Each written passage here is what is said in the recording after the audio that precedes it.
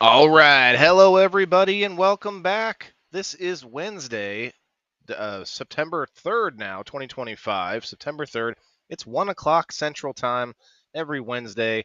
We do this little midweek get together where we check out what the heck's growing on in the world with our health, our wellness, our food, our agriculture, all of those good things. And we're going to check it out. We got a whole bunch of good stories to talk about today. Looking at this new link for Tylenol and pregnant mothers in autism. We're going to check that out. We've also got this coating that Bill Gates created called Appeal, and he has now an organic version, which is it really organic? We're going to check it out. And we've also got this crazy story about this glacier that pours bright red water out that looks like blood. It's not really blood, though. We're going to check it out. We're going to be right back after a little intro. About 3.5 minutes, guys. Let's grow. Actually, no, I'm sorry. 4:20 minutes, 4 minutes and 20 seconds. We'll be right back. If you could help me hit that like button, share it out with some friends, and we'll get going. Let's grow. When the indoor farmer has a tale to tell, under the glow of LED lights where his stories dwell, he's not just growing greens, he's sowing seeds of thought. In a studio with a microphone where wisdom's bought. We grow Wednesday from 8 to 9. Tune in, folks, for our communal time. With Waylon, we'll learn to grow in life, in love, and in what we sow. He's a man of the soil and a man of the word, a veteran with a vision, his voice undeterred.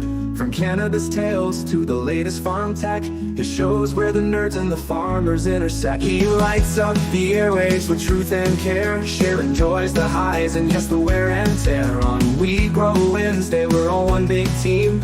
Growing together is the ultimate dream. We Grow Wednesday from 8 to 9. Tune in, folks, for a communal time. We'll live and we'll learn to grow in life, in love, and in what we sow. He's a man of the soil and a man of the word, a veteran with a vision, his voice undeterred.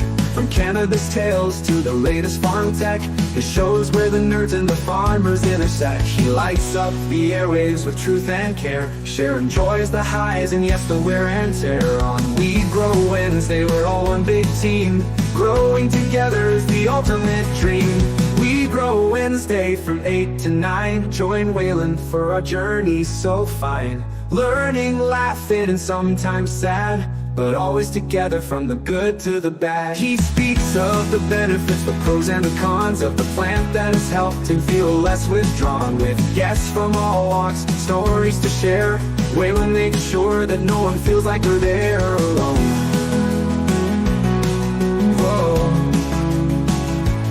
So come every Wednesday, find your place in his light, where Waylon, the indoor farmer, invites you to grow not just plants, but your soul, your mind, in a world where together we're truly aligned. Tune in and grow with us, let's expand our view on We Grow Wednesday with Waylon. It's true.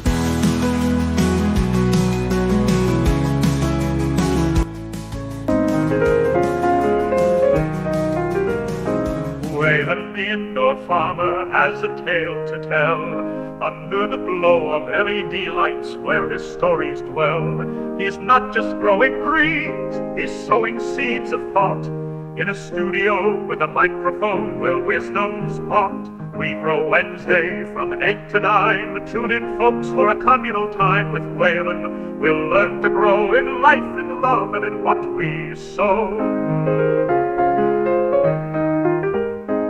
He's a man of the soil and a man of the word, a veteran with a vision, his voice undeterred. From cannabis tales to the latest farm tech, his shows where the nerds and the farmers intersect. He lights up the airwaves with truth and care, sharing joys, the highs, and yes, the wear and tear. On We Grow Wednesday, we're all one big team. Growing together is the ultimate dream. We Grow Wednesday from 8 to 9. Tune in, folks, for a communal time with Waylon. We'll learn to grow in life, in love, and in what we sow. He's a man of the soil and a man of the word. A veteran with a vision, his voice undeterred. From cannabis tales to the latest farm tech, he shows where the nerds and the farmers intersect. He lights up the airwaves with truth and care, sharing joys, the highs and yes, the wear and tear.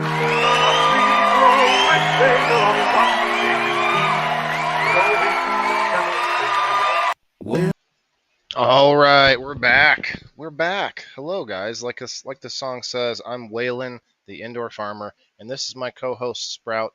He's already napping, ready for his nap over here. We've got a lot to talk about today. We got a lot of good stories to talk about. Some of them are in the title, but you can't fit all of them. So let me pull up. Okay, Facebook still has some kind of problem where I can't pull up the live stream. Okay, let me see if I can fix that. Okay, so far so good. I wonder if Facebook allows you to pop out the chat. Can I pop out the chat? Pop. No, I can't. All right. Anyway, back to the show. I don't know if Rumble chat's working. I don't know if anything works, but we're going to have the show anyway. I do see some people coming in. Hey, hello. Hey, Rachel, you made it. All right. Well, guys, I found a lot of stuff to talk about. Some of those things we'll let me just look at the title real quick. Oh yeah, I posted this or reshared this glacier that is pouring out bright red water, which looks like blood, but it's not blood. We're going to pull that up. We've also got some pretty serious stories. One about Bill Gates and this organic, like film, or not film, but like an organic coating that he's created that gets the organic label, but it's still considered a pesticide. So we're going to check that out. Get the camera back on me. Camera, hello. No. Come on. There, thank you very much. All right. So of course, Facebook, if you want to get in on the door prize, we have to get at least 10 people in here for the door prize. Otherwise, come on over to Rumble, hit that like button and comment down below, and you'll get on the door prize wheel for a little bit later towards the end of the show. We are going to do a number post spin. So if you haven't gotten yourself a number, I suggest going to do that. We'll pull that up now. Just go and check. So far, it looks like there's a couple people that need a number still. We'll do that a little later, about an hour in. Oh, there's 3 now. Okay. And, of course, the door prize. We'll get going here. Yeah, I found this article about a new study from Harvard showing that Tylenol given to mothers who are still pregnant, I should say, pregnant women, they now have an 80% correlation with autism. It's incredible. We're going to check it out. I think a lot of people have thought this already for a long time. There were other correlations, but, not that I believe everything Harvard says, but I would think Harvard would have a possible interest in not giving us that information, and here we are. So we're going to check it out. The other thing, what was the other thing? We're going to check out Miss Apothecary. She's always got a bunch of good stuff on her timeline. Of course, go follow her on X. She does this a lot more often where she's dialed in. She's a nurse and also has tons of years of experience of all these different medical situations and ailments. She does a bunch of live audio spaces on X. I'd like to get her on the show sometime. That'd be great. Of course, we have some things on Farm Week now, only a couple actually, but they look interesting. New labor ruling removes some burden on farmers. So everyone's like, oh, you better get used to picking your vegetables, blah, blah, blah, immigration and such. But now there's some ruling changes. So we're going to check that out, of course, see what's going on with the farming, because I know there's a lot of farms now where you can pick the vegetables yourself or fruit. Here's another one. Bill proposed prioritizing rural road repair. So I don't know if you ever drive out into the country areas. The roads are they're not very good when you're talking about heavy vehicles and equipment hauling grain and hauling, manure, all these different things that are heavy. And we got these little just crap roads out there. They're all kind of falling apart a lot of times. That's kind of a good news, I think. I like that idea that maybe we should look into rural road repair. And here's the thing for a change, foodandwine.com. We've got a bunch of good stories. I may have to peruse these a little later, but the best way to cook salmon. I love salmon. I just made some recently and posted about it, so I'd love to check that out. Here's something. You guys know I hate corn. I mean, corn's delicious, but I hate corn because of how much we fixate on it and how much it could be, other things that we fixate, like more nutritious things. It says your leftover corn cobs have so much more to give. So I guess there's some things you can do with your leftover corn cobs. I have not seen that. That seems like an interesting and efficient thing to read about. Let's see here. Visit America's oldest family-owned grocery store. That one looks kind of cool too. It won't be won't have to read it for too long, but that's going to be an interesting story. Got a lot to go through here, and then we've got right on the top page here, marijuanamoment.net. It says Trump's longtime advisor and former press secretary discuss marijuana rescheduling prospects. So we want to check that out. It's probably going to have a lot of fluff in there, but we'll just read it to see what's going on. And I think that's about it. Of course, with Apothecary, we've got a lot to look at here. A few of the top stories for me were from Apothecary's timeline here. In fact, maybe we should look at the Glacier first because I put it in there first. Let's do that. I did post a picture of me buying some new bamboo. Look at the bamboo. It's crazy. I've never seen bamboo that big that was purchasable for growers. I used to have like 6-foot bamboo. We're going to look at this too. I think this is a kind of a cool idea, using dry bags of cement around a waterway or anywhere that's going to get a lot of water. I kind of have this idea from my backyard where it's kind of sinking into the gully. So that's another thing. And then we're going to check this out, maybe look into it a little bit. So watermelon rind is a valuable commodity over in I guess Japan, or maybe somewhere in Asia. I can't tell where. We'll listen to this in a little bit. But look how they process the rind. I guess it's very nutritious, super high nutrients. They say that it's like worth a fortune. Looks like Japanese, but I'm not sure. Okay, here it is. Here's the one I wanted to check out. This is bloody cool, I said.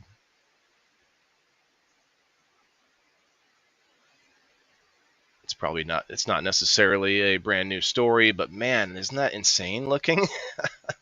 Hey, Margaret. Hello. Hello, Rose, Diane. Appreciate you coming in. Hey, Rachel, you found us on the Facebook. Anyone else wish Bill Gates was unalived? Yeah, so this you're not going to like this story any more than it's not going to make you like him anymore, Rachel. Bill Gates and his Organipeel. We're going to check it out. So, okay, first let's check this out here. Antarctica's Blood Falls, nature's creepiest and coolest surprise. Deep in Antarctica's dry valleys, a glacier appears to be bleeding. It's called Blood Falls. And no, it's not algae or a horror movie set. What's really going on? Under Taylor Glacier lies a hidden lake sealed off for over 1.5 million years. It's packed with iron-rich, salty water. When it seeps out, it hits the air and iron oxidizes, just like rust, turning the water into a deep red. And here's the wildest part. This underground lake hosts microbes that survive without sunlight, oxygen, or heat. They use iron and sulfur to stay alive, making Blood Falls a real-life example of how life could exist in extreme places, even on other planets or moons. That's what's up. A frozen red waterfall that hints at alien life, only in Antarctica. Very cool. And this is just a Facebook post. I mean, we could probably do a little more research on it, but that's pretty cool. Someone said, this reminds me I need to buy some pads. Oh my God. No. No, not on this post. No. All right, let's see. Let's Blood Falls, I think it's called, the Blood Falls.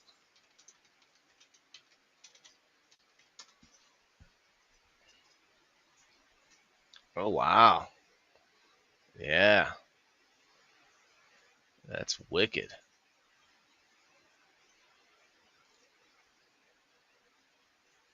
Can I look over here? I can't look over here. Interesting. Zoom out. Red colored seep, red colored seep of salt water flowing from Taylor Glacier in Antarctica. Overflow of iron, oxidated plume, oxidated plume of salt water. Very interesting, though. Hey, Brenda. Hello. Hey, hello, Amy. How are you? Hey, Froghopper. What's up, my guy? Yeah, this is pretty cool. It's not like a huge story, but it is really cool though, knowing that they can find microbes living without heat, light, or air. It's crazy. Like that tells us a lot about the universe. Like that gives us a lot of possibilities opened up right there. Anyway, let's peruse the last couple of things that I posted on Facebook today. Here we go. This is interesting. Humans have a second heart. Okay, now again, I said I'm gonna have to do some research on this because I don't believe most Facebook posts when I see them.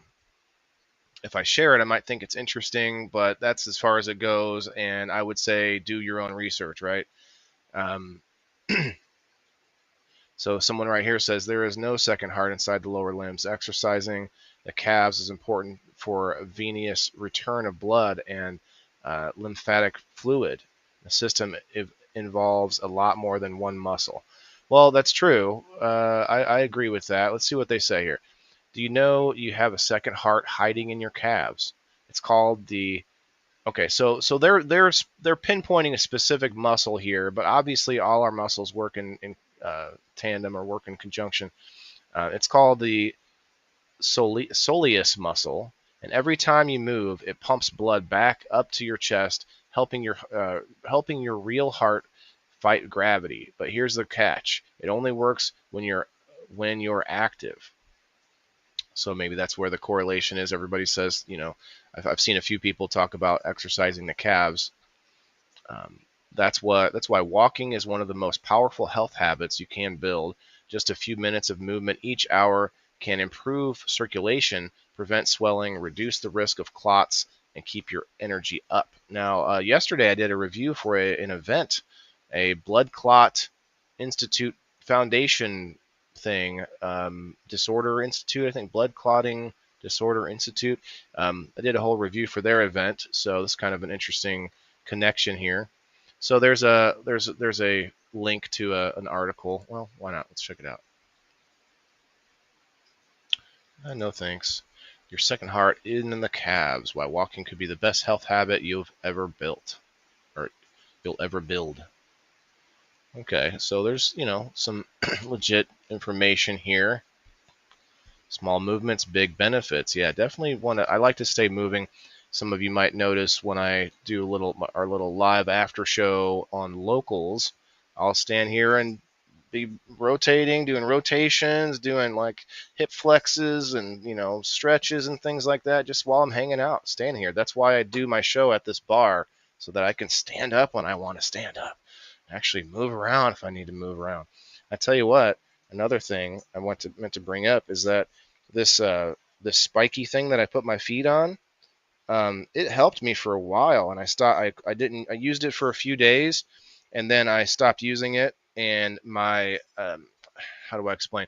So when I wake up in the morning and get up and go walk into the bathroom or walk somewhere, sometimes the bottom of my feet hurt really bad, and that went away completely when I had my feet on this like, I don't know, pressure point pad, I guess is what it is. So it really made a difference. So I'm standing on it right now. It hurts so good. All right, so this is pretty cool. Check that out. It's basically one of the muscles in our calves that acts like a heart. It helps to pump blood back up to our heart, and that makes sense. I mean, our entire system is worked to pump the blood in and out of the heart. Cool though, very cool.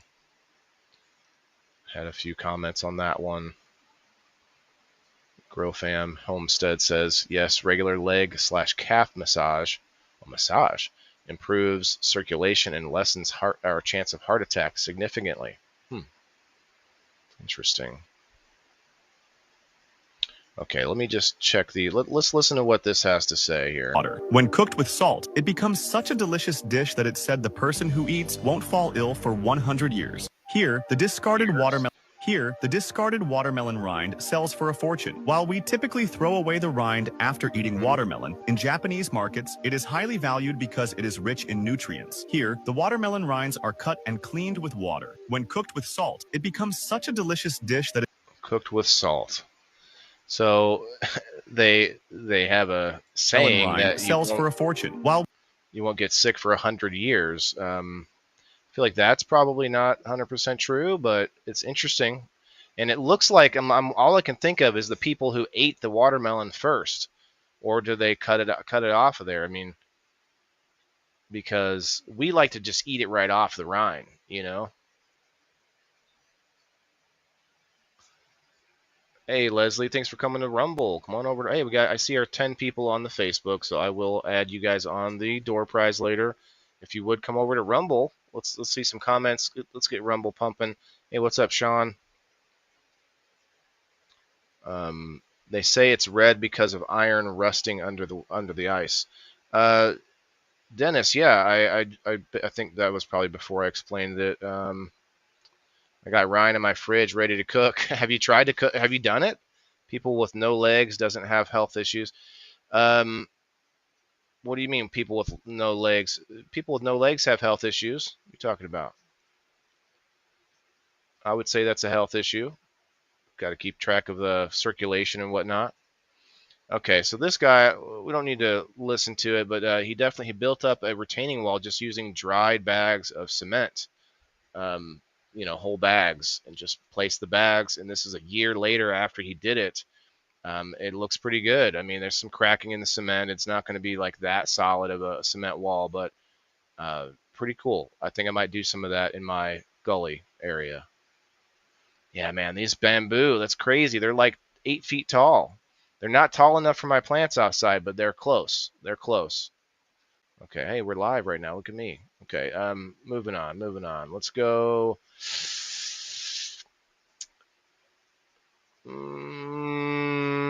Should we dive into it? Let's dive into it. So, KDS, I put in the title, KDS, Kennedy Derangement Syndrome.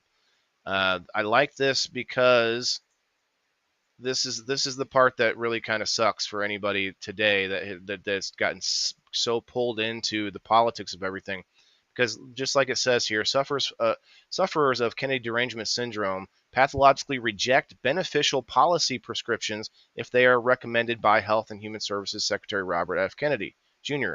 Mr. Kennedy challenged toxic dyes in children's food. He seeks to improve soil health, conduct more thorough studies of pesticides and novel drugs. Hey, bud, he's having a nightmare over here or something.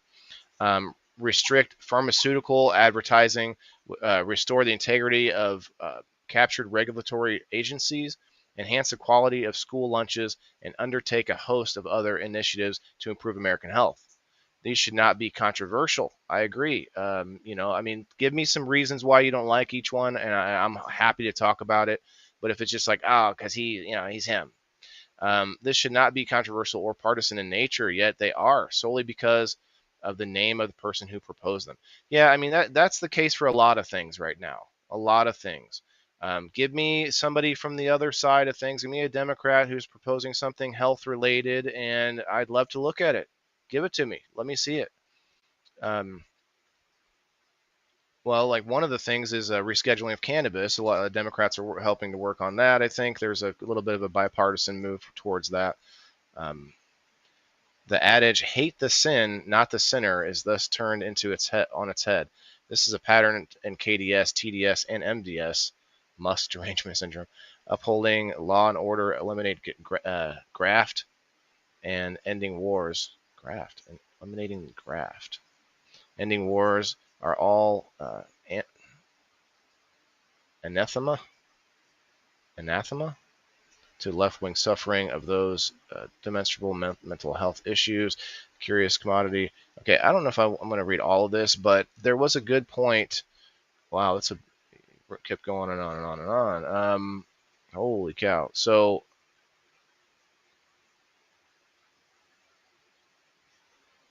Okay, so this is a lot of opinion, but I wanted to read what Apothecary actually said about it, which makes sense. She says, I'm old enough to remember when liberals were the ones protesting toxins in the food and water. And I'm totally on board with this. I remember it too. Remember all the, the Greenpeace and all the different protests.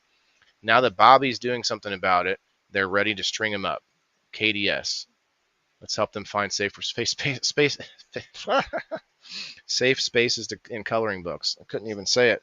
So anyway, that's a little opinion, but I totally, the first part is totally right. It's like now that our guy's not in there, we can't be for like health, I guess. Pretty sad.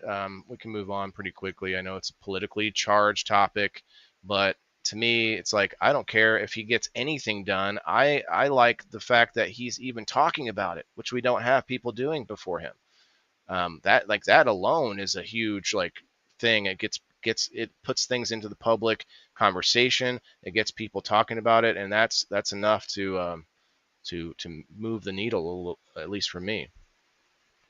Okay, here's the Bill Gates story. Bill Gates has created an organic version of his fruits and vegetables appeal coating called Organipeel, and you can't make this up. So we're going to listen to this young lady's video here. So you're telling me you still think organic means it's safe to eat? We all know that Bill Gates launched a product called Apeel, a coating for fruits and vegetables that abnormally extends shelf life. But did you know there is an organic version called Organipeel that is sprayed on your organic produce? Sounds harmless, right? Until you find out that Organipeel is registered as a pesticide with the EPA, but it still qualifies for that organic sticker. Now here's where it gets insane. The ingredients list of Organipeel, you have citric acid 0.66% and other ingredients 99.34%. There's no transparency, there's no full disclosure. You are just receiving a mystery coating on your food. And the warning label causes moderate eye irritation. Avoid contact with eyes or clothing. Wear safety glasses before handling. Wash thoroughly with soap and water after handling and before eating, drinking, chewing gum, using tobacco, or using the toilet. So you need safety glasses to use this, but it's okay to eat? But don't worry, they say it's plant-based. But so was Agent Orange. So next time you bite into your organic produce, ask yourself, what am I really eating? Just something to think about. Yeah, so I don't know if you guys could hear that well. It was kind of a little bit low in audio, but yeah, they say it's plant-based. And I never knew that Agent Orange was considered plant-based. I don't know a lot about Agent Orange, but that tracks. A lot of plant-based things are not good for us. High fructose corn syrup is plant-based. Let's see here. Oh, no, I went the wrong direction.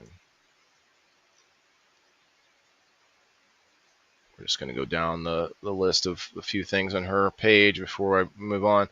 So here we go. I don't think we need to read it, but Mandy Cohen, former CDC director, talking and laughing about how she made policy decisions during COVID. Let's listen to this.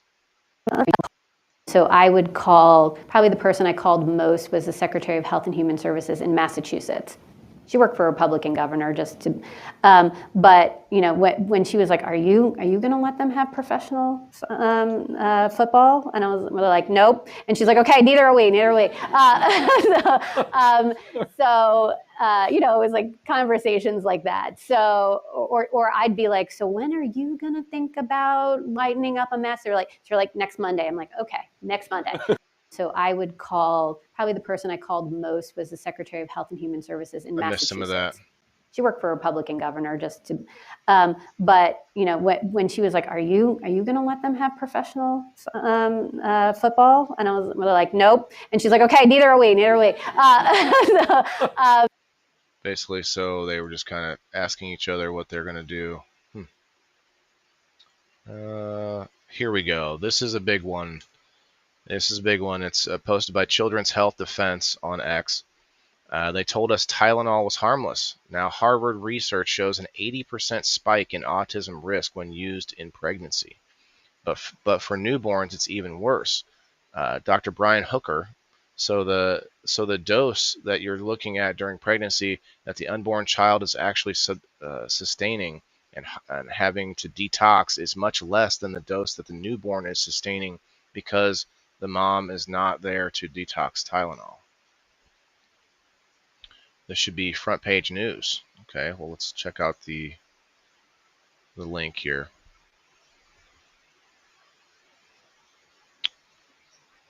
Who's this? CHD, Child Health Defense TV. Okay, I didn't know they had their own website and things. But their blood is contaminated. My kid are unvaccinated, never got ear infections, not once. Although when my son was 12 months old, he got the flu, but it looked like natural pain. Okay, that's just. Maybe we could watch a little bit of this. Is it a long show? Let's see. An hour. Okay, I'm not doing that. Doubles down on his plan to release information regarding the cause of autism in September. What might we expect him to bring to the table? Tylenol, heavy metals, pesticides, and vaccinations, perhaps. Okay, those are just guesses. Well, I guess they want you to watch the whole show to find out. View transcript. Oh, here we go.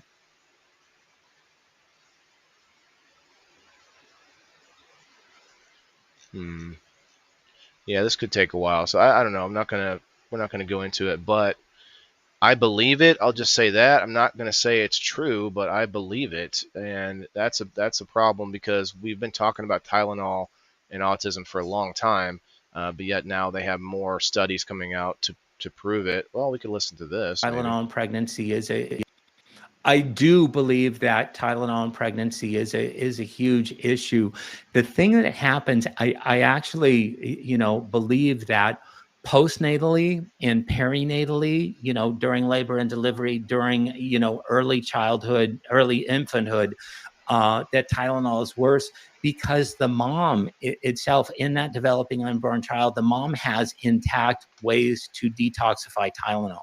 So the dose that you're looking at during pregnancy that the unborn child is actually sustaining and having to detox is much less than the dose that the newborn is sustaining because the mom is not there to detox Tylenol. Is it a problem during pregnancy? Absolutely. There was just a research study that came out of Harvard University that showed that the rate of autism was and neurodevelopmental disorders was at least 80% higher in Tylenol use during pregnancy higher versus those moms that did not use Tylenol during pregnancy. Is it a factor? Yes. Is it worse after the baby's born? Absolutely. Wow. Yeah, check out Child Health Defense for more info. I like to follow people like that. Actually, you know what? I don't know if I'm following them. I am. Okay. Thought so.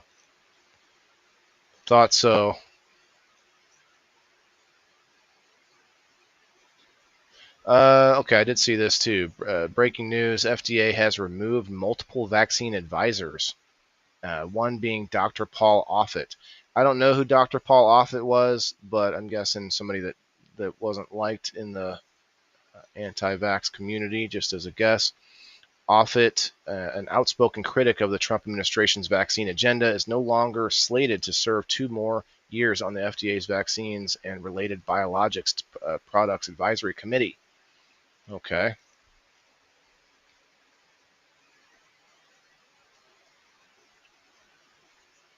Senator Cassidy talking about, this is probably a lot of back and forth opinions here, but There's some conflicting opinions, I guess, on how long the hepatitis B vaccine lasts and whether we should be giving it to children or not. So I'll just go down the thread here because it started with Vigilant Fox. So it says, for context, the hepatitis B vaccine was moved to the childhood schedule in 1991 after it failed to receive uptake among the targeted risk group, specifically intravenous drug users and those who participate in risky sex. Forgotten side of medicine. Routinely given at birth. Okay, hepatitis B vaccine is routinely given at birth and then twice more every or very early in life. This is nonsensical for two reasons. First, at the time of birth, infants lack the immune system that can mount a proper antibody response to the vaccine. Second, hepatitis B is spread by blood-to-blood contact, i.e. sharing heroin needles or having unprotected sex. Both things are very unlikely to happen in early childhood. This is important because the hepatitis B vaccine typically only lasts for around 6 to 7 years. The best explanation I have seen for the vaccine is given immediately following birth, despite being completely unjustifiable, is that it's habituates parents to come in for regular well child vaccination visits starting at 2 months of age. Okay, so that's just one side of this, because then we have U.S. Senator Bill Cassidy from Maryland. I don't know Bill Cassidy. I've heard his name before, but he says completely inaccurate. He says, I have taken care of these patients throughout my medical career. The vaccine lasts decades, he says. Well, then why are they given multiple in young childhoods? Anyway, not a few years, and we give it to newborns because hepatitis B is often transmitted from mothers to babies, which gives a child 95% chance of becoming chronically ill. Here's the study. And I did look at the study. It's much better to give a safe and effective vaccine at birth to a patient than caring for a chronically ill person. Okay, I mean, let's take him at his word. Let's look at the study. Randomized trial of alternative 2 and 3 dose hepatitis B vaccination regimens in adolescents, antibody responses, safety, and immunological memory. So you can go deep into this. Results, all regimens induced. Okay, there's a lot of jargon here. More than 95% of vaccines. Geometric meters range from 674.8 to 3049.4. Yeah, see, this is why studies are hard for people that don't want to get into all these like numbers and things. If I read it legitimately, it would be hard to read.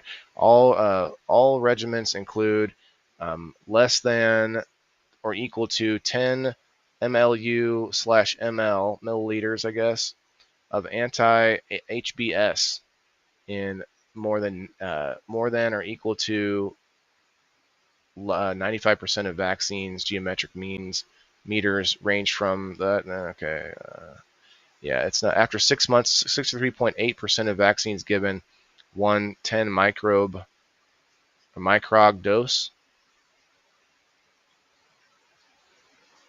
Okay, well, that's a lot to like not sound like it makes any sense to the rest of us. But vaccine induces immunological memory for hepatitis B surface antigen implications for policy on booster vaccination. Okay, this is yeah. Let's see who did this study. AAP Publications. Pediatrics 2001. This was in 2001.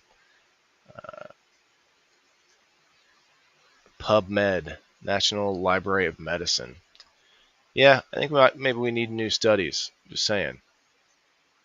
And plus, here's the biggest thing that they don't tell you. Or at least here's my guess. I mean, I'm just going to say I don't know for sure, but I lean towards the fact that formula of that vaccine is probably different now, has probably been changed since this study has been put out. And that's not going by any solid information, but I know that almost every formula changes over time, no matter if it's food, vaccines, chemicals, all of it. So take that with what you will. 2001 study, 24 years ago. Can we get something new? Let's see. What's this? 9 former CDC directors and acting directors accuse Health and Human Services Secretary Robert F. Kennedy Jr. in a new New York Times op-ed that he is endangering every American's health after CDC Director Susan Menores was fired last week. I'm sorry. The CDC has been endangering our health for a long time. You remember when over half the employees decided they didn't want to take the vaccine at the CDC? Or the amount that were fired because of it, or that didn't want to wear a mask at the CDC. Like they didn't have it all under control then either. So it's interesting. This is a 2-minute listen. Maybe we'll. Accusing him of endangering every American's health tonight, 9 former heads of the CDC slamming Health and Human Services Secretary Robert F. Kennedy Jr. in a blistering New York Times op-ed. In it, blasting Kennedy's firing of CDC Director Dr. Susan Menores last week that sparked outrage within the agency. 4 top leaders resigning in protest. Last week, staffers cheered outside CDC headquarters in support. The former CDC heads writing Menores refused to, quote, rubber stamp his dangerous and unfounded vaccine recommendations aimed at restricting access or heed his demand to fire senior CDC staff. The former CDC leaders also accusing the secretary of downplaying measles vaccines and replacing experts on advisory committees with, quote, unqualified individuals who share his dangerous and unscientific views. Both HHS and the CDC tonight not returning NBC's requests for comment on the op-ed. We need strong leadership that will go in there and that will be able to execute on President Trump's broad ambitions. President Trump today challenging pharmaceutical companies to justify the success of their various COVID drugs after launching Operation Warp Speed in his first term, fast-tracking vaccine production. This as COVID cases rise. Yeah, that really hurts Trump, among many other flaws and mistakes. But that really hurts Trump because his base is totally in opposition with him on the fact that he loves to talk about Operation Warp Speed and tout his success with it, and it's totally contradictive to everybody that voted for him on how they thought of it and how the information has come out about it even since then. And so it's kind of an interesting point in 31 states and access to that vaccine tightens. CVS requiring a prescription in 13 states plus DC, adding it's unable to administer COVID vaccines in 3 states. Walgreens only saying it's prepared to offer the vaccine in states where we are able to do so. Even insurance companies have not been able to navigate people in the right direction because of the lack of guidance from the CDC. Confusion mounting as virus season approaches. Maggie Vespa, NBC News. Virus season approaching. Be scared. Be very scared. I haven't had a flu shot. I've never had the COVID shot. I'm not scared of virus season, And look, maybe you think, well, I'm immune compromised. I have, health issues. There's a lot of ways, and I think maybe laziness is part of it. But where you might have thought, well, I could just get this one shot or this one pill, versus changing my diet, looking into my own health, doing my own research, maybe exercising a little bit more, maybe going on a 3-day fast. All these other things that seem like more work. Well, will take longer, more work, and we are all about convenience these days. Convenience society, right? Experts warn our DNA is at risk of being hacked. Something to carefully consider. It's from yesterday.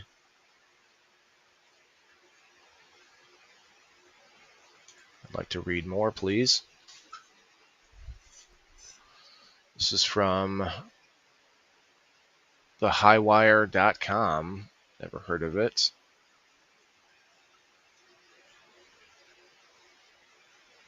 Yeah, bees definitely have suffered a mysterious catastrophic loss. According to recent research, the same technology driving the rapid evolution of personalized medicines, embryo screenings, cancer diagnosis, or diagnostics, infectious disease tracking, forensic investigations, and genomic editing may soon be a prime target for hackers, called next generation DNA RNA sequencing (NGS). A study published in IEEE Access Access highlights now if left unsecured, this powerful sequencing tool could be manipulated for privacy violations, data breaches, identity theft, blackmail, targeted medical sabotage, and of course bioterrorism. Holy cow! All right, well, um, we're not going to read any too much more of that, but yeah, that is where we're going. I mean, we definitely have a lot of different technologies coming out that's able to actually edit your genes and stuff like that. Okay, let's check out the bill real fast. Rural road obstacles such as potholes and weight restricted bridges for those hauling grain and other farm equipment often lead to repair costs and increased travel times. Former truck driver and U.S. Rep Mike Bost, Murfreesboro representative or Republican from Murfreesboro, recently introduced legislation that prioritizes federal highway funds to repair and enhance rural roads and bridges critical to farmers and agriculture industries. See, that's great. It's good news. We need to. Illinois Farm Bureau supports the Agriculture and Rural Roads Improvement Program Act, HR 4585, which was introduced July 2022 by Bost, who sits on, or maybe July 22nd this year, I'm not 100% sure, who sits on the House Transportation and Infrastructure and Agriculture Committees, IFB members and staff, as well as representatives from other impacted industries, joined Bost at a Rural Roads Roundtable August 25th at the Jasper County Farm Bureau to share their experiences and learn more about the bill. Okay, there's a picture of all the good old boys and one lady. Hey, this guy's wearing my hat. Looks like the indoor farmer hat. I'm just kidding. Okay, while federal surface transportation dollars are funneled, state counties and township typically only receive a small piece of the money, Boss said. Yeah, that's true. I'm in Illinois, which is basically a suburb of Chicago. Illinois is a suburb of Chicago. This bill directs funding specifically so that last mile of the first mile can actually be invested in, so they can make the moves that they need to make while moving grain or moving fertilizer. Boss told Farm Week following the roundtable, adding, "These routes are just as important as the highway and that lead to them." Yeah, highways they lead to. The new rural road program targeting crucial improvements in the first and last mile connections between farms and local agriculture facilities by addressing aging roads and weight-restricted bridges. The initiative aims to directly help farmers and rural businesses save time, reduce transportation costs, and safely deliver their products. All right, I'm sure there's more to this, but I don't think we need to go any further. I like that they're looking into it. I don't know if it's going to actually fix anything, but I'm glad that they're pointing it out and maybe getting it done. All right, let's check this one out. This one seems like a pretty good one as well. New labor ruling removes some burden on farmers. This is from 12 hours ago by Tammy Sloop on Farm Week Now. Federal court overturned a key method of determining farm worker wages in the H-2A guest worker program. The August 28th ruling by a federal judge in Louisiana struck down a Biden-era wage rule for H-2A workers, ending legal battles in multiple federal courts over 2023 adverse effect wage rate regulations.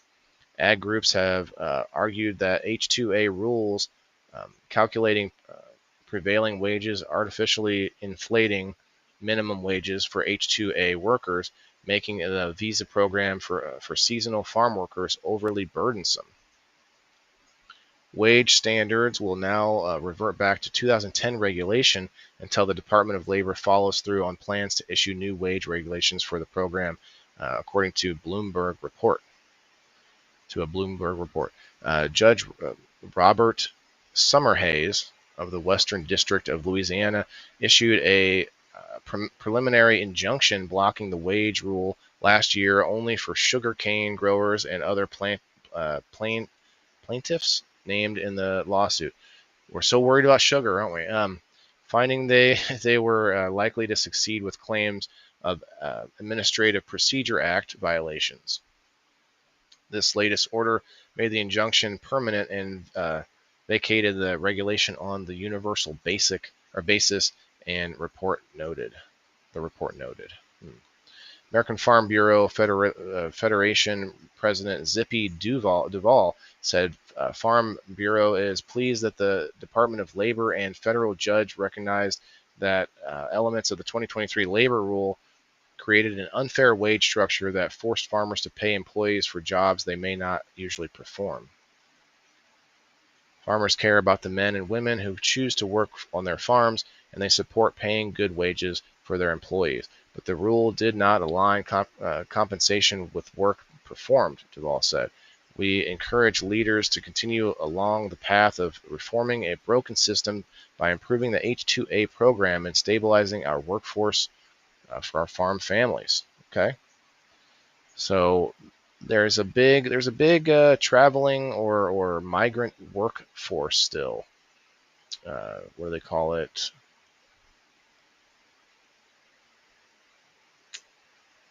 Guest worker program, the guest workers. Okay. All right. Let's head over to locals, get our numbers put in here. If you haven't gotten a number yet, there's still going to be one more spin tomorrow. So you have a chance to sign up, become a supporter, and get a number for this week still. On top of game night on every Sunday, I do 4 number spins a week that you do not have to be here to get. Diane, you're already on the list. I knew I had to check. I can't remember everybody, but so please try to only comment once. I see Trent commented a couple times too. Miss Kim Marston, you are number 11. Okay. Let's go here with Trent, all good, number 12.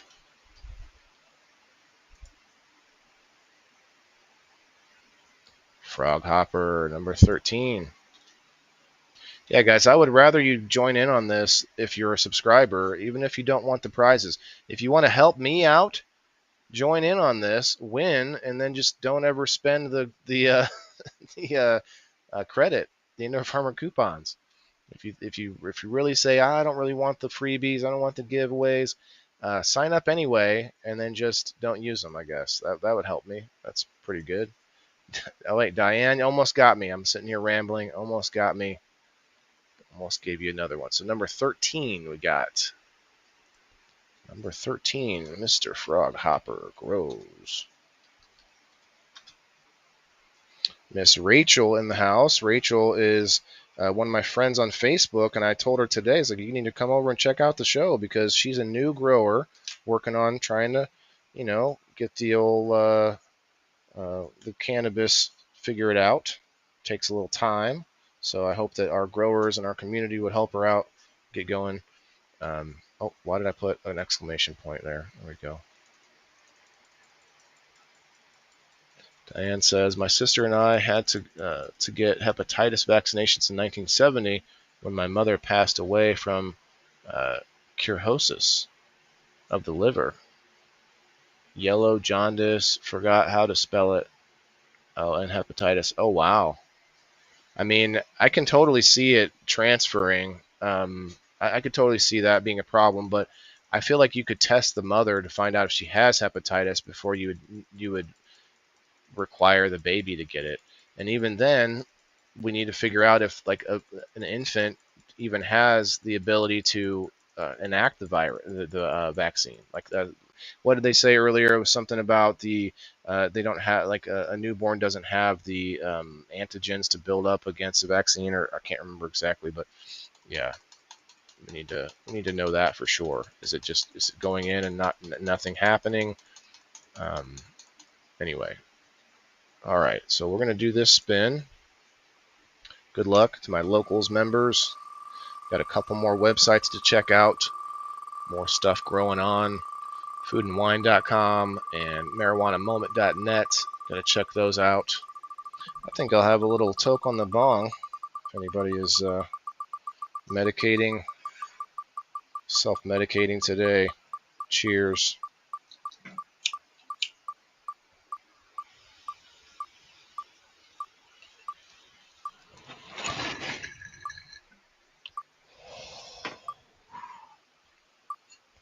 Cheers, cheers, cheers. It's Hump Day, otherwise known as Whalen Wednesday.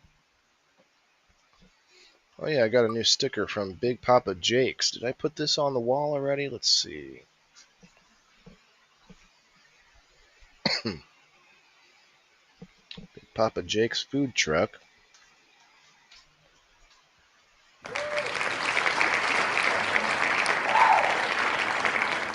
Who we got? Number 7? Number 7 is our winner today. I don't see this Big Papa Jake sticker, so I'm going to put it on the wall.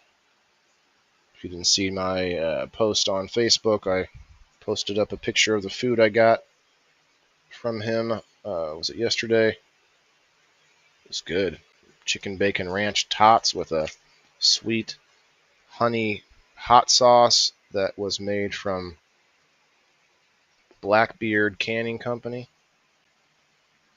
Okay, here we go. Big Papa Jake on the wall. Let's go. All right, number 7. Who is ya? Who is number 7? Bum, bum, bum.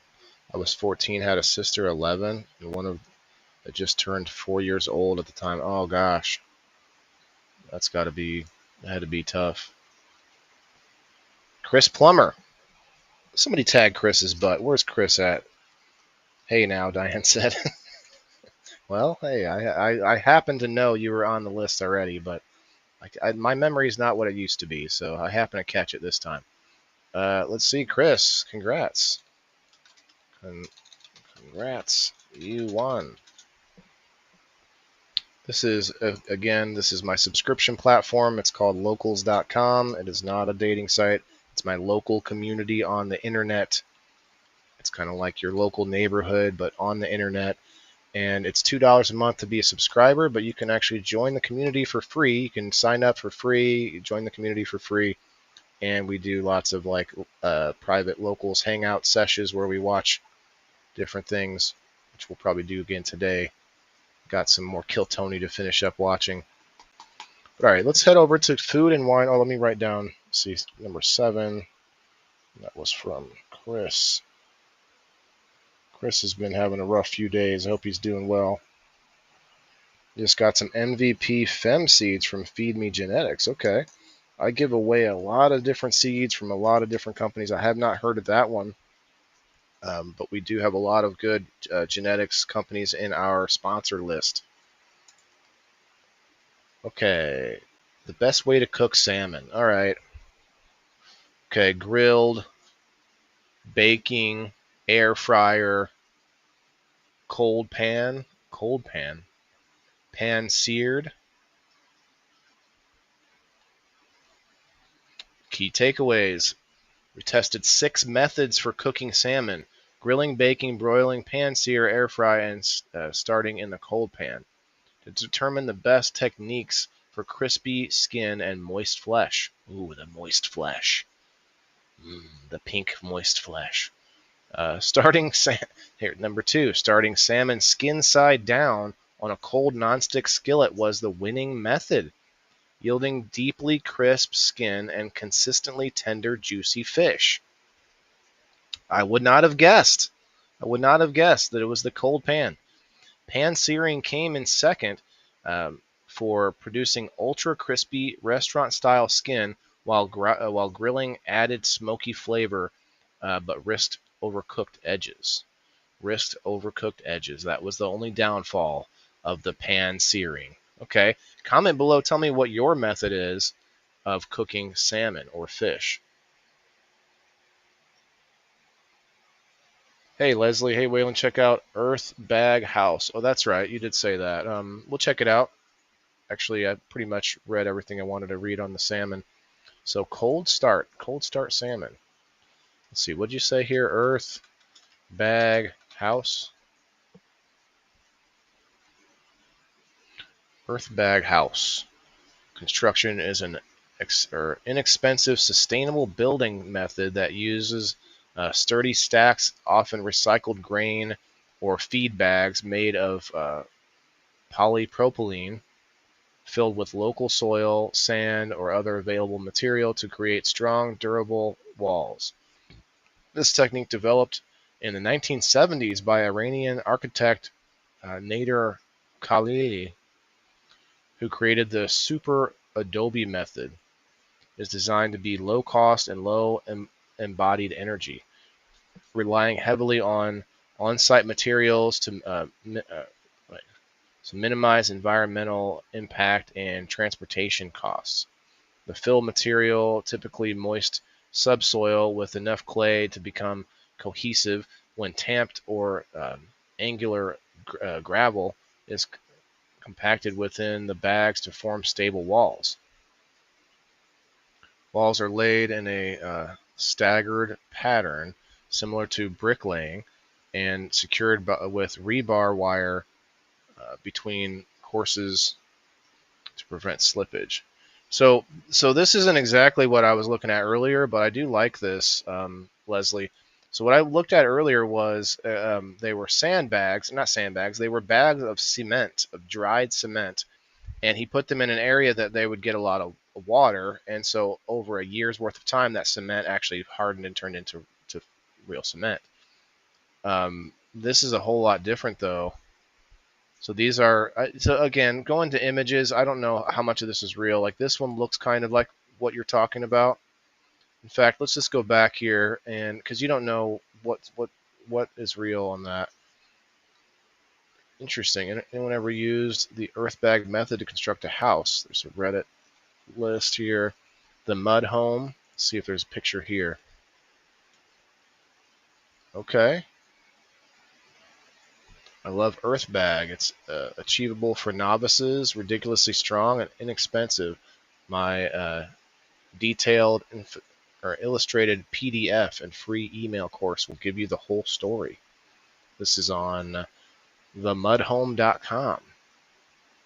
I just want to look at more pictures. Building.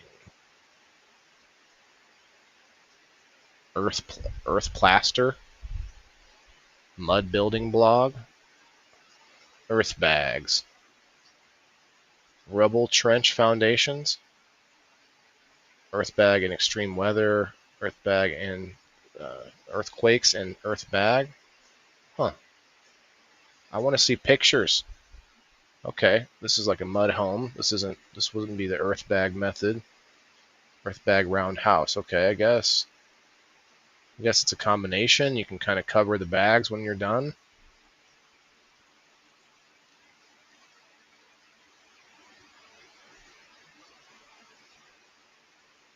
Step 1, designing an earth bag home. Okay, this guy can kind of help you do the whole thing. Hot, dry climates. See, that would be cool, Leslie. Build my own, like buy some land and develop it by hand. Like don't even build a road, you just do a gravel road, and do like a earth house. Find a hill on your property and like halfway dig it into the earth. You cook it in the air fryer, Diane? Salmon in the air fryer. I cooked it in the cast iron with in some bacon grease in my cast iron skillet. Turned out pretty good. Turned out really good. I keep a few bags of dried cement in the garage. The mice and rats love to eat it. then drink water, it dries in their insides. Oh, snap. They do eat it? Huh. Why would they eat it, I wonder? Why do you think they would eat it? Compare earth bag, cob, and straw bale.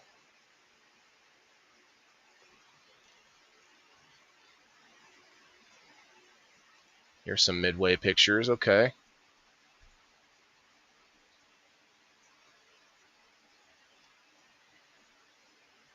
Gonna have to make sure it's nice and level when you get to the top.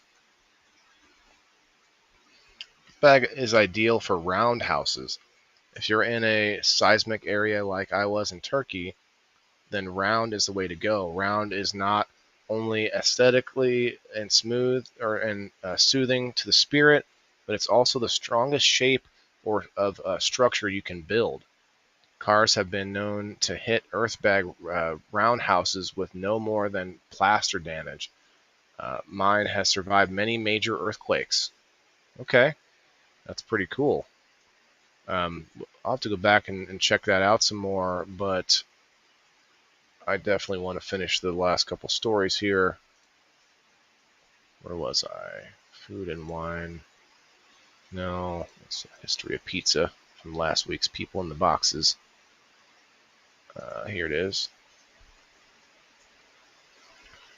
Okay. What? Everything went away. Why the Slug Burger is Mississippi's best kept secret? Slug Burger? Ugh. Ugh.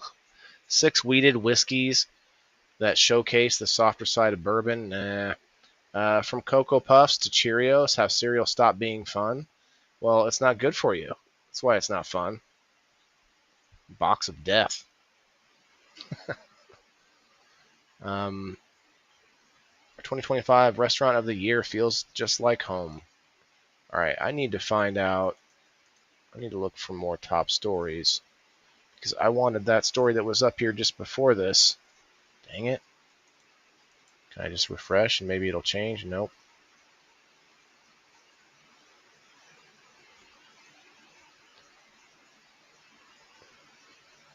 Well, maybe I can go down and I'll find it.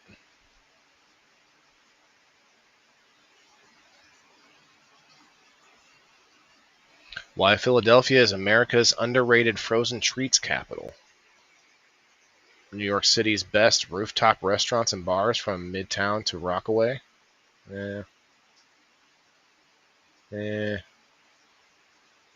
Where'd those stories go I wanted to read? Damn it.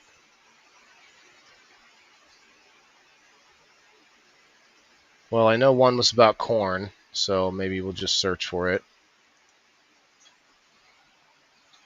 Corn cob. Are you serious?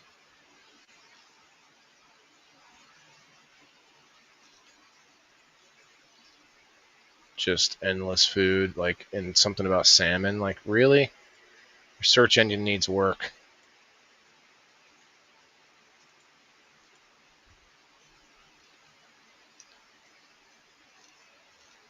Wow, you guys, I can't find the stories I wanted to read.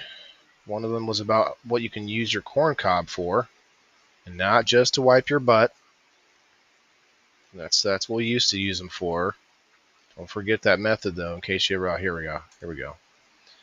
All right. Do you think they're going to list wipe your butt with a leftover corn cob? I don't think so, but we'll see. Come late summer, fresh corn is harvest to resist, or hard to resist. When you find ears with tight, bright green husks and moist, golden silks, you should grab up as much as you can after eating your fill of delicious corn dishes. Creamed corn, grilled corn on the cob, salads and chowders, and pastas and risottos. There's still more to enjoy. Spent corn cobs, those stripped of their kernels, still have plenty to give, offering their sweet, green, rich goodness in unique ways. To produce food waste and EKE the most out of corn, put those cobs to use in one of these easy ways. And if you don't have the time or energy to do this right away, simply freeze your spent cobs in a zip-top freezer bag, until you do. Okay. Milk the cobs. All right, guys, this might be getting X-rated here, everybody. If you have any children in the room, please make sure they're not listening. After you cut the kernels off an ear of corn, the cob still holds onto lots of milk and pulp that you can extract by milking it. Oh, I need a visual aid here. Simply hold on the cob vertically on a work surface and scrape down the length of the cob with a spoon or a dull side of a chef's knife to release the milk and pulp. This sweet, starchy goodness helps to thicken and flavor creamed corn and chowders infused polenta or pasta with additional grain goodness and elevate a summer lasagna. Okay. Number 2, make corn stock. Even if you've milked your cobs, and certainly if you haven't, you can make a delicious golden corn stock. Use it in chowders or other summer soup in place of chicken stock in a corn risotto, or in this take on creamed corn. It's easy to make following this simple recipe. Place 6 to 8 spent corn cobs and 1 halved sweet onion. Sear and cut other side deep in color of the stock in a Dutch oven and cover with 2 quarts water. Bring to a boil, then cover and simmer until the stock has subtle corn flavor and golden color. 1 to 11 and a half hours. For more intense color flavor, make it in a pressure cooker, cooking on high pressure for 25 minutes and then allowing the pressure to release naturally. Strain the stock and use it right away, or cool to room temperature and refrigerate for up to 5 days and freeze for up to 2 months. Okay. I'm not going to read all them. I'm going to find out what each method is. Infuse custard. Smoke meat. No wood chips or chunks? No problem. You can use your spent corn cobs instead. They'll create a sweet smoke that will enhance chicken, pork, or beef with subtle flavor. You'll need to use fresh or frozen cobs that have not had a chance to dry out. If they are dry, soak them in water for a couple of hours and they don't immediately incinerate. Use them as you would wood chips, tossing them directly into hot coals and allowing them to produce smoke. Huh, that's an interesting one. Make jelly, corn cob jelly. Ugh. But don't give those cobs to pets. Although you'll find lots of folks who say their dogs and cats love to chew on spent corn cobs, experts advise against giving them to your pets. The cobs are indigestible, and if eaten in even small pieces, they could cause harm, such as intestinal blockage for both dogs and cats. Okay, that's good. That's good information there. I don't think I've ever given my dog corn cobs. And the last one was the restaurant. I want to go visit the world's oldest top burger spots. Let's see. The world's oldest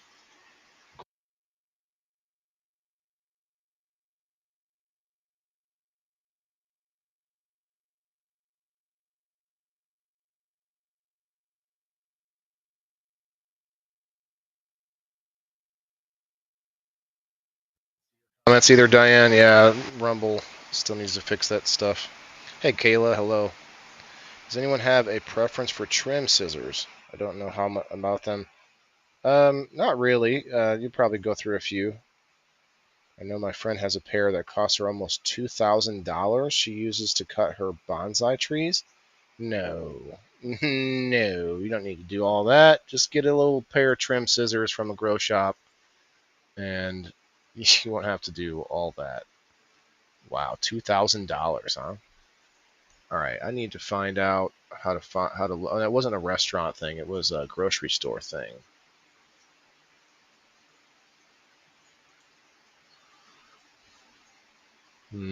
Let's go back here and search for it. Oldest Family run. Let's try that. Best classic restaurant in every state. Oldest restaurant, no. Here it is.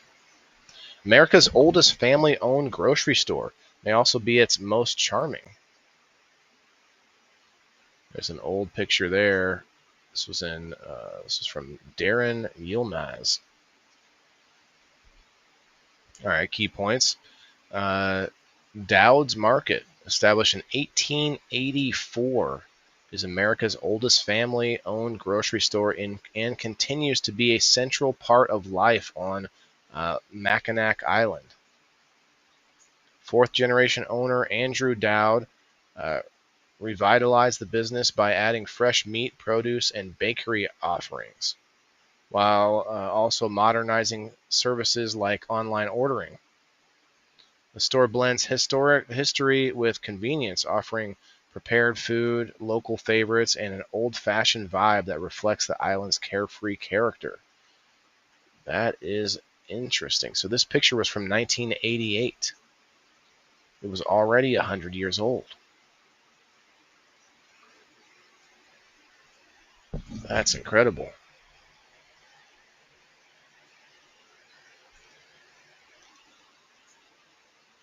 I don't think we need to read it. What's this? Same thing. Okay, so here's what Dowd's looks like today.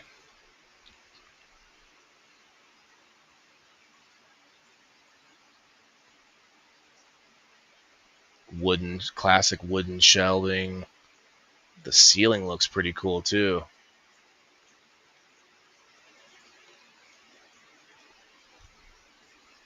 Old school shipping.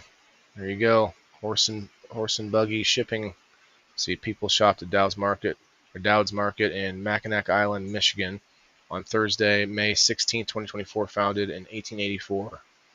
I want to know when this picture is from. Let's see. Oh, there it is.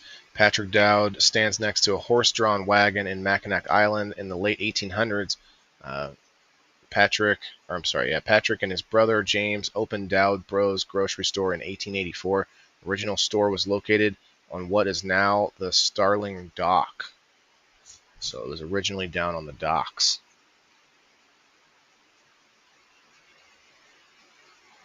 Just looking at some of these pictures. Of course, they got liquor. There's the fresh fruit, if you want to call it that. It looks like it's fresh fruit, but it's fresh glyphosate. All right. What's this? Dowd's Market, established 1884. That's pretty huge. I mean, it's like you don't want to fumble that now as a kid. Grow up knowing that you're about to take on a family business that's that old. Holy cow.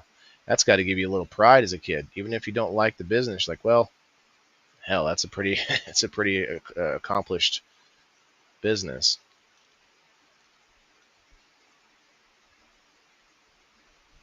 Some old pictures. The place looks really cool. I don't know that I'll ever get to visit it, but that's pretty huge for being the country's oldest grocery store. Family run.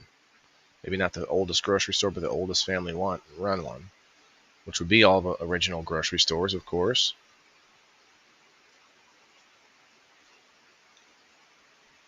Looks like a grocery store, but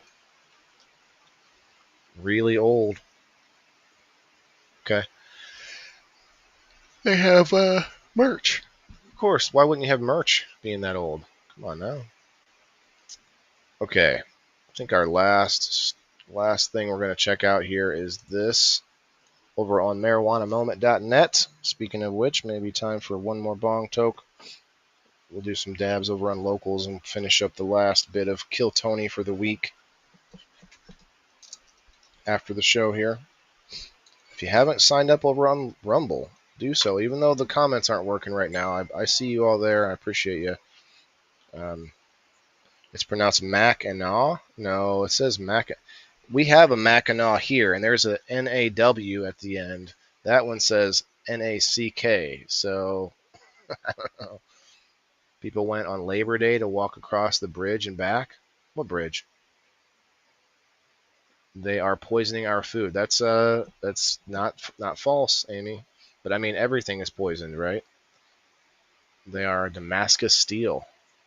What's Damascus steel? Oh, the shears that she has. Yeah, I've got a couple pairs, and you clean them. And clean them with some alcohol, and um, I don't have any problems.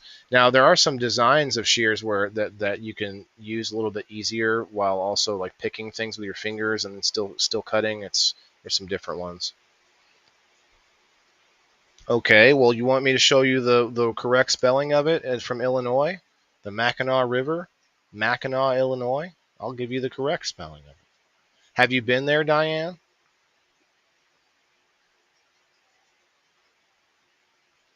Have you been to the oldest grocery store? I think that'd be cool.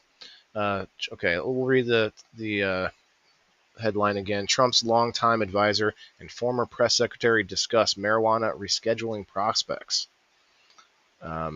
Before I start reading, I have a little crack on the old bongster.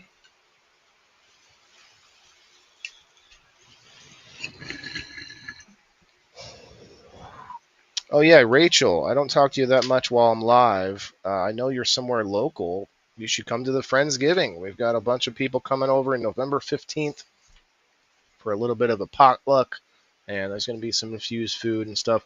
There's probably already 20 to 30 people that say they're coming. I don't know how many will be here, but all right, let's start reading. President Donald Trump's former press secretary Sean Spicer is his longtime advisor, and his longtime advisor Roger Stone are trading diverging takes on the prospect of the administration moving forward on marijuana rescheduling. Days after Stone made the case for for reform in an op-ed for Marijuana Moment, he discussed why he believes Trump will make good on rescheduling during an interview on Sean Spicer's show that aired on Tuesday. Spicer says he's not convinced, however, arguing that the president has been very clear about his personal philosophy: no drugs, no alcohol, no smoking, no tattoos. Explain to me why you think Donald Trump, of all people, is going to declassify pot, he said. And as a conservative, Roger, prior to this big crackdown in D.C., walking through the city, whether it's D.C. or New York, I'm tired of smelling urine and pot on every single block. It's disgusting, and I don't know why we'd want to decriminalize it. Never mind why Donald Trump would want to do it. Okay, well, didn't really answer the question there. While Stone has pushed for broad federal legalization, reform. And speaking of, I don't know if Roger Stone drinks alcohol, but have you ever smelled the breath of a drunk person or an alcoholic? I mean, if you think cannabis doesn't smell good, I guess I can give it to you. I don't see why. I mean, there's some of it that smells more of a skunky than others, and there's different smells. But most people who are against cannabis are just fine with liquor.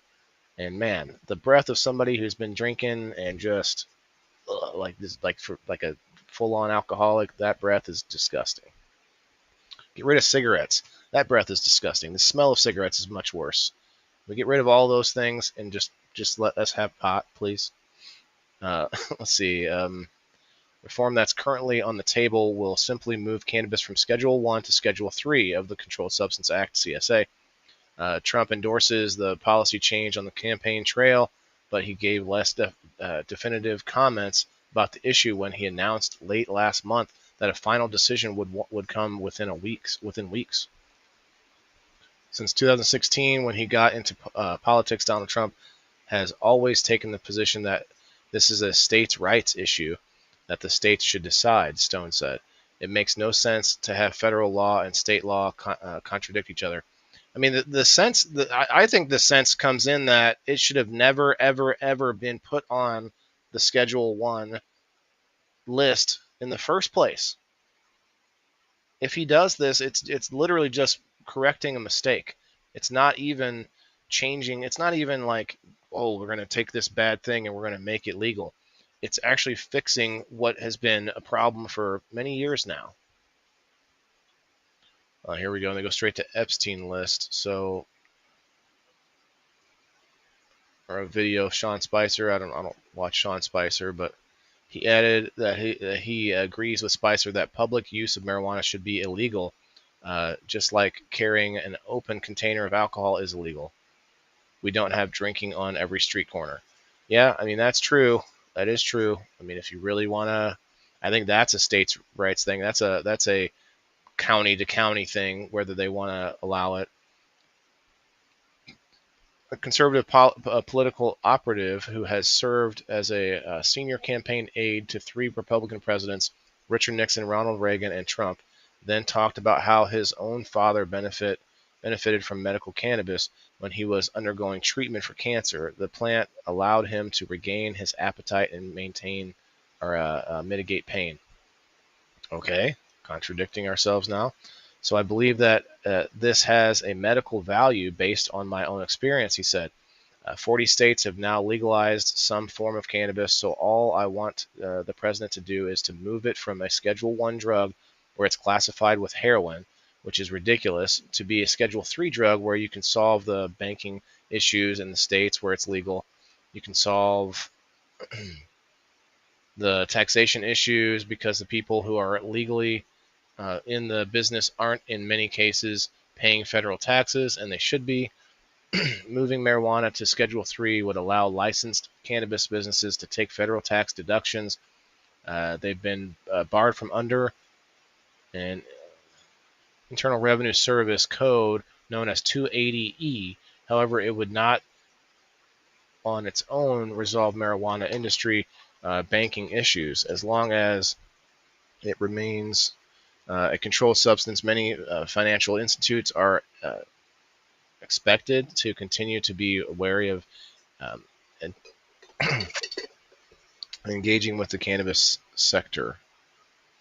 Stone also noted that with legalization, we can regulate it so it can't be used in public, so you don't smell pot on every street corner. Well, that's just dumb. I mean, you better regulate skunks when you're driving down the road because you might think you're smelling pot and you're not. So that happens a lot. That all rhymed. I think it's a libertarian view, but it's consistent with the president's view that it's a states' rights issue. Yes, that's why it should be Schedule 3. He said, it's time to bring the state law and the federal law into sync. Spicer conceded that Stone made a compelling case, adding that he finds it hypocritical that people are penalized for drinking alcohol in public when he routinely sees people smoking joints in public. How do you know it's a joint? Former press secretary also discussed the prospects of federal cannabis reform in a recent conversation with journalist Mark Halperin. It's not going to happen. That will not happen, Spicer said of the possibility that Trump advances cannabis reform, while Halperin was more optimistic. Meanwhile, 9 GOP congressional lawmakers have called on the U.S. Attorney General to reject what they called a corrupt and flawed marijuana rescheduling proposal. I'd like to see the proposal. What was corrupt and flawed about it? It shouldn't be anything. It should just be one line. Marijuana is moved from Schedule 1 to Schedule 3, period. In contrast to that letter from GOP lawmakers, a leading drug policy reform group recently launched a petition urging the president to go further than rescheduling by legalizing marijuana altogether. Now that, okay, it says GOP lawmakers and leading drug policy reform group recently launched a petition. So anytime they make a law to legalize something or make something illegal or any law at all, and this has been the last, I don't know, at least 10 years, anytime they make a law, they absolutely will shove other things into that law, into the paperwork, other rules and other laws within the guise of the topic or the title of that law. It could be the We Love Puppies and Kitties Act, and inside of there could say, every man that is left-handed has to take off his pinky or something. Like you obviously that's a little extreme, but my point is, like, you could put anything into the bill, and then the title of the bill, if it sounds good, oh, the Corruption Reform Act. Okay, that's good, right? And then they just shove a bunch of stuff in. So if they were to legalize cannabis rather than reschedule it, that would require a bill, and that would then be thousands of pages with who knows what in it, because they know how many people want this to be legalized. So therefore, they're going to use it as a bargaining chip forever. I don't think it will ever be rescheduled or legalized, because it's literally just a football. If Trump did, if he actually got this legalized, that's what he would be known for. Like that would cement his legacy, more or less. At least in that, maybe he wouldn't want to be known for that. Let's be honest. But would it make him popular? Probably. I think it would probably make him popular, even though has had a lot of bumbles and mistakes lately, a lot of weird things happening. Yeah. So it would probably overshadow a lot of other stuff. You'd just be like, oh, the weed president. Like, oh. Anyway, let's get over here back to the door prize. We did hit our goal earlier on Facebook, so that's good. We're almost back up to it now. Diane, I got you. Let's see. Frogman, got you. Anybody else on the Rumble? You know what? Let's go look for Rumble comments. See if anybody's commented that I can't see.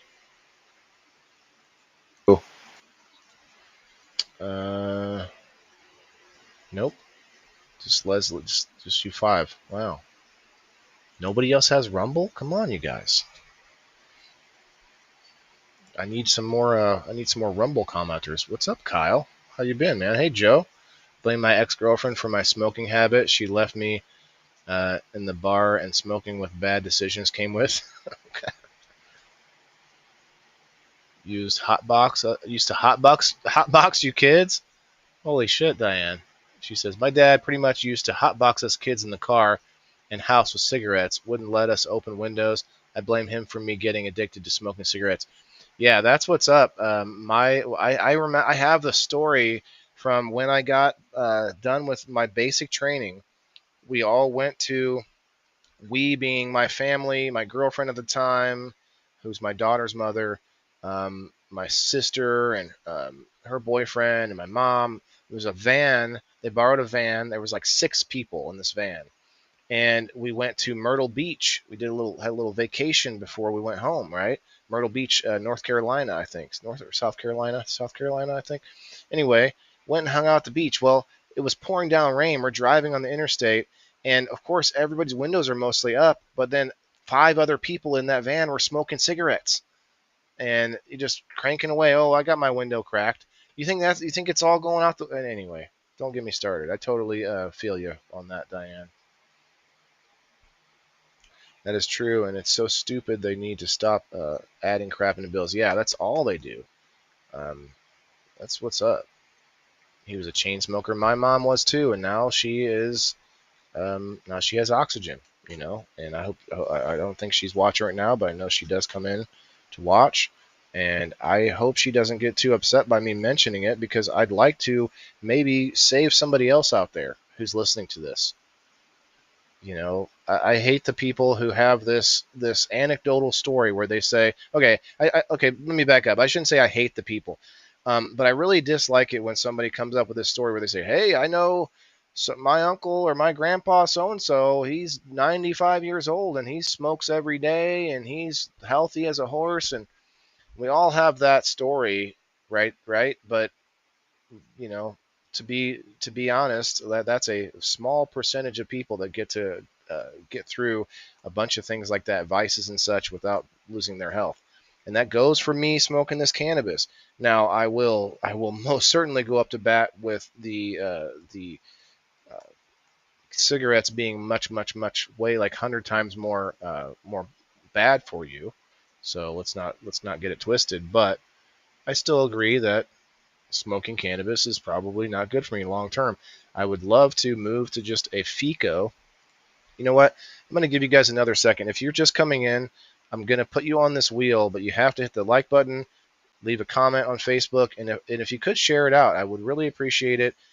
This is not a cannabis specific show. I would like us to get more people in here because everybody's got to eat. Not everybody needs cannabis, but everybody has to eat. I think we can all benefit from it, but that's another story. Now, anyway, I'll just give you another minute. If you are in here on Facebook and you haven't hit the like button by now, then I guess forever hold your peace, because we are getting close to the 2 hours. And we're going to head over to locals after that. Watch a little Kill Tony, do a dab. I can shut up for a while and just have a smoke with you guys. A little watch party. Paste. Look at that wheel. Look at that impressive wheel. I can shut up for a while and just have. Let me check some comments here. That's another story, riding in the van. Took to football games, smoking weed and cigarettes all the way there and back. Yeah, with the windows up if it's raining, of course. All right. The Rumble live stream. Okay. Yep, I got everybody from here, I think. Might take me a while to get the Rumble numbers back up, but I do appreciate everybody here. Got almost 20 people in the house. Hell yeah. Just remember, I do a door prize on every show. 5 different shows a week. I've posted my new schedule. It's pinned at the top of my profile on my page. I need to get over there on X as well. But the new schedule is up. I go live at 1 o'clock Sunday through Wednesday. And then Thursday nights, we do an 8 o'clock Central Time PM show called People in the Boxes. Open dialogue, topic-driven panel, to where we try to share our experiences and gain a little perspective on topics that are very common amongst us. Some topics are more difficult to discuss than others, but that's the point of the show. That's tomorrow night at 8 o'clock. And also, just to remind you guys, the door prize, if you are not a supporter, not a subscriber, you will get a game night ticket, which allows you to win prizes on game night without having to be there, without having to be a subscriber. But that's just for you engaging and being here on the show. So I appreciate it. Let's go. You do have to be here to win. Make sure that you comment if your name comes up. Bad decisions. If it wasn't for the alcohol and stranger sex and after cigarette relief. The old cigarette after sex thing, Joe. I don't know. I'm not a cigarette guy, so like I'll take a bong hit after sex. Go have a little nightcap.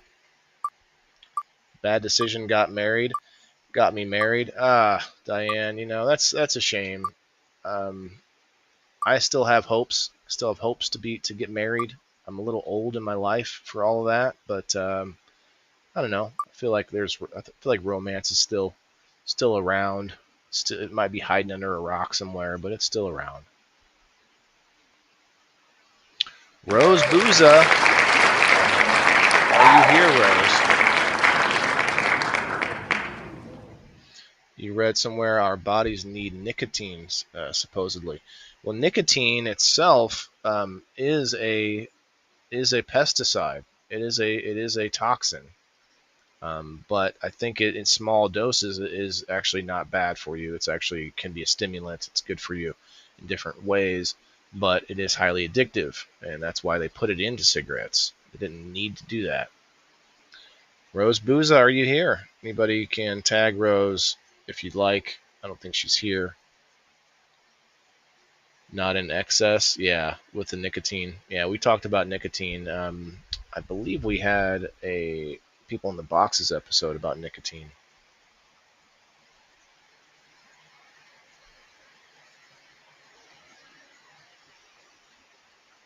All right, Rose. I don't think Rose is here. She did say she was leaving. But if you're a subscriber, you can be tagged and DM'd and things like that so that you can come back and get your win.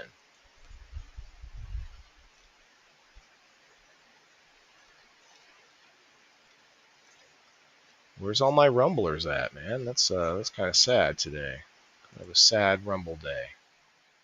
I mean, my commenters. We got 8 people watching, not 8 people commenting. I'll skip the nicotine. Yeah. Nicotine is in tomatoes. Okay.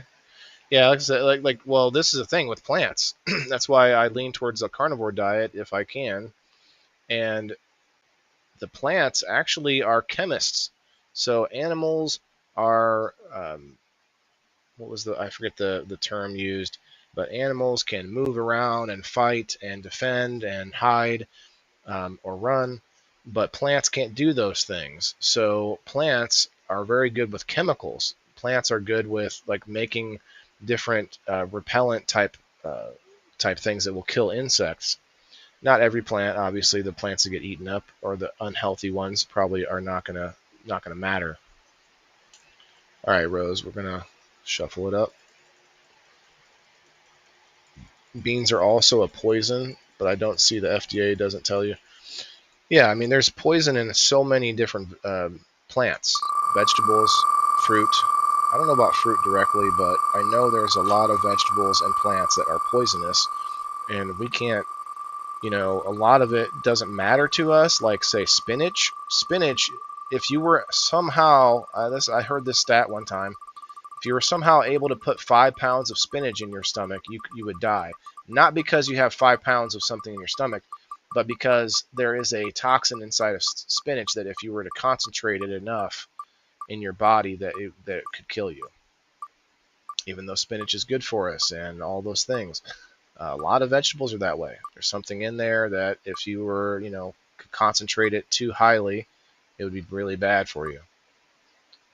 Hey, it looks like Kayla's going to get this one. Kayla, are you here? Are you on the Rumble? Where are you at?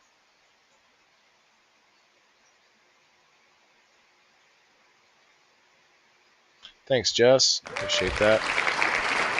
Montana girls do it better. Did I win? My phone died. I had to go. No, you didn't. I'm sorry, Rachel. And then waited to be able to turn it on. Nah, that's okay. We are waiting to hear from Kayla, either on Rumble or Facebook. Kayla just won.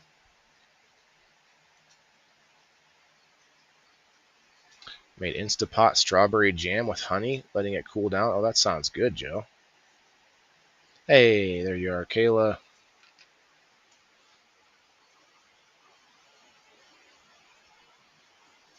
And remember also, if you guys are wanting to try out game night, I have plenty of subscribers and supporters that have extra tickets. If you'd like to try it, I bet you somebody would let you in. Every Sunday, 1 o'clock Central Time. Again, you don't have to be there if you're using a game night ticket. So you could come in, watch the show, and enjoy it, or watch it afterwards. Do the rewatch or the watch it later thing. All right, I don't know what we're going to talk about tomorrow on People in the Boxes. I would ask the other co-hosts, but usually I have to just come up with something. 9/4/25. Should we talk about pumpkin spice? I don't know why that came up in my head, but something topical, seasonal.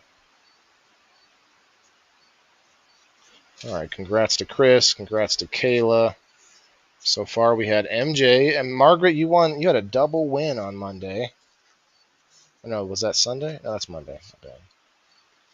A double win Monday. Margaret's got 45 Indoor Farmer coupons. Incredible. Actually, I don't know if I added the 2 from Monday, so you actually have 47. And with that, I have to start a new line for you. 47. Let's see, Perry Wood got 14. And Diane won again.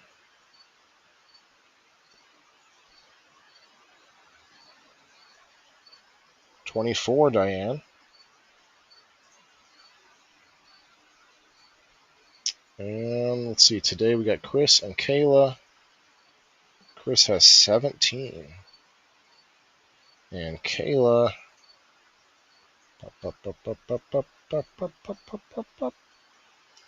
Has 12. You got 12. Okay. Cool. I do have to do I'll probably do a stream later tonight.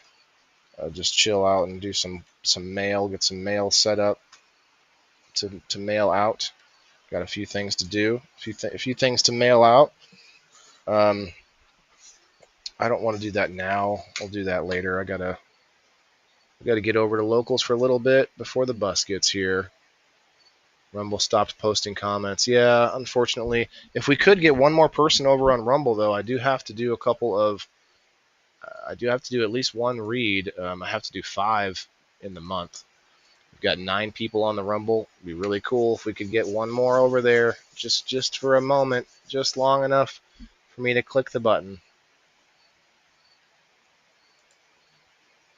I'll do another. You know what? I'll do a bong toke, but I need to see at least 3 hashtag WTIFs in the comments. And while we're waiting for that, I'm gonna clean this bowl up and put a little bit of fresh greenery, fresh lettuce in there.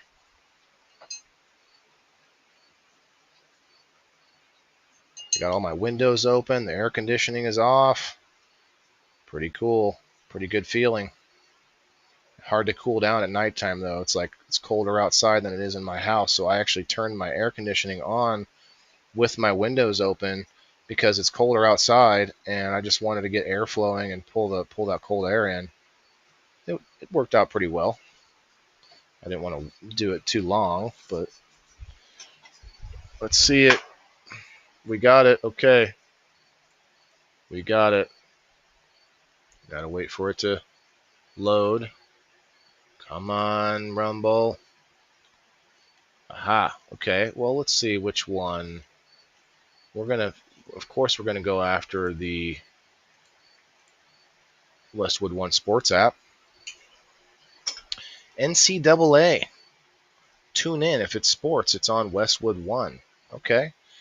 So we've been reading a little bit about this. I don't know if anybody here is an NCAA football fan.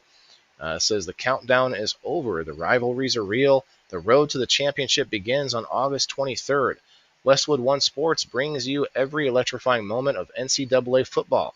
From the first snap to the final whistle, top teams, big plays, unforgettable Saturdays. Don't miss a second of the action. Listen to NCAA football on rumble.com, the Westwood One Sports app, on westwoodonesports.com, via Westwood One station streams, or by asking Alexa to open Westwood One Sports. If it's sports, it's on Westwood One. Let's go. I'm gonna read everyone. I'm gonna read that ad every time I can until the season is passed. 60 cents, guys. I was offered 10 cents, or here's another one. I was offered 6 cents to read this ad. So I think I picked the right one. Thanks again. Thanks, my Rumblers. If you haven't commented on Rumble, give it a try anyway. Hey, there you are, Jess. Thanks for commenting. We need our monthly. In fact, let me check that real quick. We are sitting at 12. 12 out of 20. We need 20 unique chatters on the Rumble. So if you're watching me on Rumble and you've been watching me for a while, years even, consider throwing a chat down in there. You know, consider saying hello. We got 1 out of 5 ad reads already done, and almost 10 hours viewed so far on Rumble alone. So let's go. All right, let's go back to this. All right, guys, we're gonna get out of here. It's been a good episode. I learned a lot today. Had so many stories to read about. I'm glad we got into it. Tomorrow, 8 o'clock Central Time at night, I'll probably do a couple of pop-up live streams in between there, maybe on my Facebook profile. If you're not following me there, go check it out. But we're going to go right over to locals right now, the indoorfarmer.locals.com. Remember, it's going to be free, but also everybody's got to eat. That's what we're doing here. That's why I'm here. It's what we're got to make it more popular, more fun, more entertaining, because every one of us has to worry about it. Peace, guys. We'll see you tomorrow.